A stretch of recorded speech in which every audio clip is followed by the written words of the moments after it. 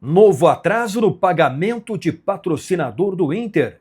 Quinta-feira tem jogo contra o Ceará fora de casa. Vamos conferir o time provável de Ramon Dias, o Inter de olho nos jogos de quarta-feira e a lista de 9 jogadores pendurados com 2 cartões amarelos. E depois, o jogo seguinte é um confronto direto contra o Santos no Beira-Rio. Tudo isso a partir de agora, aqui no canal do Gabardo.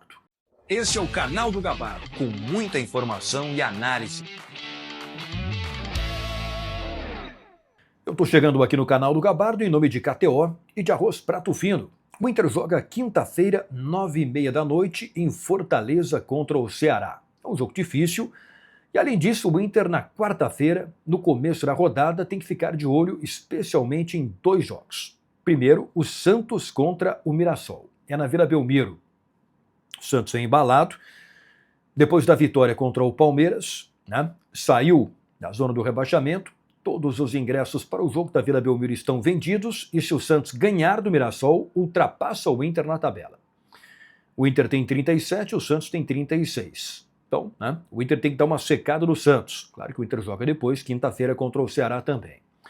O outro jogo para acompanhar na quarta-feira, Palmeiras e Vitória em São Paulo. É um jogo antecipado, porque depois o Palmeiras tem a final da Copa Libertadores da América contra o Flamengo. Então, a partida contra o Vitória foi antecipada. Aqui o Inter tem que torcer para o Palmeiras, que é o grande favorito para este jogo, pela força que tem e pelo fato do jogo ser em São Paulo. Agora tem o seguinte também, não dá para esquecer disso. Novamente, o Palmeiras deverá estar desfalcado. 6 jogadores estarão com as suas seleções nesta data FIFA, nesta terça-feira. Seleção do Brasil, seleção do Uruguai, seleção do Paraguai, e só vão chegar em São Paulo no dia do jogo, quarta-feira. Então, talvez nem joguem. Novamente, o time do Abel Ferreira estará desfalcado, assim como foi no jogo contra o Santos, e perdeu. Repito, todo o favoritismo é do Palmeiras, o Inter torce para o Palmeiras para segurar o Vitória na zona do rebaixamento. Agora, se der surpresa e o Vitória conseguir um bom resultado, pode ultrapassar o Inter também, que entraria em campo na quinta-feira na zona do rebaixamento. Mas tem mais um problema.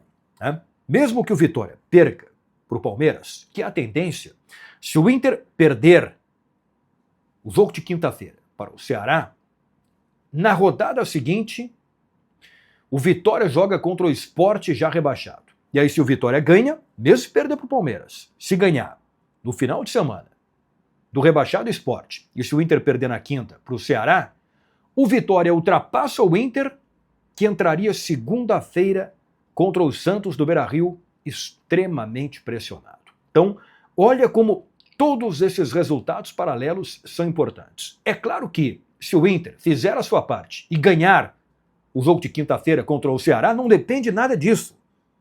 Mas com o que vem jogando, será que o Inter consegue ganhar do Ceará? O Inter teve uma boa atuação contra o Bahia, mas depois também caiu muito de produção no segundo tempo, um bom primeiro tempo, depois do final caiu de produção. Vamos ver o que acontece nesta quinta-feira. O Inter depende de si. Tem que fazer a sua parte para não ter que depender destes resultados paralelos. O time provável da dupla Ramon Dias e Emiliano Dias para o jogo de quinta-feira. Tem uma questão importante que tem que esperar, não tem jeito, que é a situação do ataque. Carboneiro e Borré, nesta terça-feira em Nova York pela seleção da Colômbia. Previsão de chegada na noite de quarta-feira em Fortaleza. E aí vão descansar toda a madrugada de quarta para quinta para que pelo menos um possa começar como titular o jogo da quinta. Então, time provável. Ivan, Bruno Gomes, Mercado, Vitão e Bernabei. Luiz Otávio, Bruno Henrique, Alan Rodrigues, Alan Patrick, Vitinho e Borré ou Carboneiro. Vou colocar uma dúvida ali no ataque. Se a opção da comissão técnica for por um esquema de 3 zagueiros, sai o Bruno Henrique e pode entrar o Juninho. São as possibilidades que tem a comissão técnica do Internacional. E eu acho que eles vão esperar também para ver o que vai acontecer nos jogos de quarta-feira, para ter a certeza da posição que o Inter vai entrar em campo na tabela do Campeonato Brasileiro no jogo de quinta-feira contra o Ceará.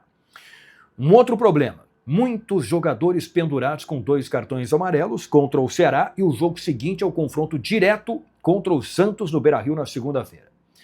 a lista dos pendurados. Alan Patrick, Luiz Otávio, Ivan, Bernabé, Bruno Gomes, Carboneiro, Gustavo Prado, Juninho e Cleiton Sampaio.